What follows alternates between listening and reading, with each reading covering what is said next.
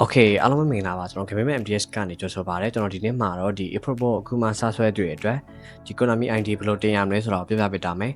ကျွန်တော် ID တင်ထားခြင်းအဖြစ်ကျွန်တော်ဒီ game update အကြီးတွေလာလို့ရှိရင်ဒီကိုကောင်းကိုပြန်ဝင်မရတာမျိုးကျွန်တော်ဆုံးချုံသွားတာမျိုးကနေကောက်ပေးတာဖြစ်မယ်ပြီးတော့ကိုကြိုက်တဲ့ device မှာလည်းကိုကြိုက်တယ်လို့ဝင်လို့ရတာမယ်နောက်ထပ်အဓိကကျွန်တော်ဒီဆေးလာတွေစီကနေ coin ဝယ်တဲ့အခါမျိုးတွေနောက်ထပ်ဒီအကောင့်ရောင်းဝယ်တွေမှာပို့ပြီးတော့အဆင်ပြေတာမယ်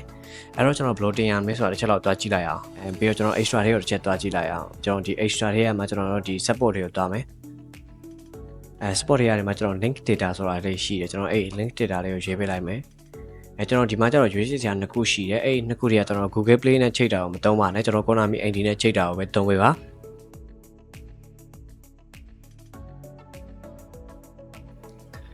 โอเคကျွန်တော်ဒီနေရာမှာကိုယ့်ရဲ့ဖုန်းမှာပွေးပြင်းနေပါတယ်ခံထားလို့ရှိရင်တစ်ချက်ဖြုတ်ပေးထားပါကျွန်တော်ပြီးရင် proceed ကိုနှိပ်လိုက်မယ်ပြီးရင်ကျွန်တော်တို့က Konami ID အသစ်တင်မှာဖြစ်တဲ့အတွက်ဒီမှာ register new လေးကိုရွေးပေးလိုက်မယ်ပြီးလို့ရှိရင်ကျွန်တော် country ကကျတော့ကျွန်တော်ကိုကြိုက်တာရွေးလို့ရတယ်မြန်မာဂျပန်စရှိဒီပြင်ပြီးရင်ကျွန်တော်ဒီမှာကိုယ့်ရဲ့မွေးနေ့ကိုထည့်ပေးလိုက်မယ်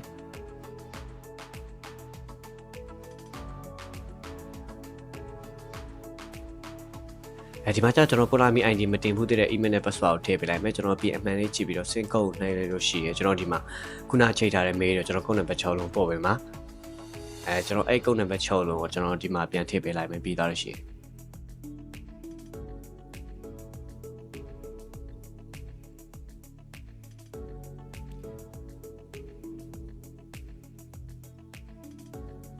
်ပြီးတော့ရှင်ကျွန်တော် next နေ့လို့ရှိရင်ကျွန်တော် box လေးထပ်ကြလာမယ်အဲ့ box လေးကိုအမှန်ကြည့်ပေးလိုက်ပြီးကျွန်တော် accept နဲ့လို့ရှိရင်ကျွန်တော်ဒီမှာdata link ဆိုပြီးပြထားပါပြီအဲဆိုကျွန်တော် Konami ID တင်တာအောင်မြင်ပါပြီ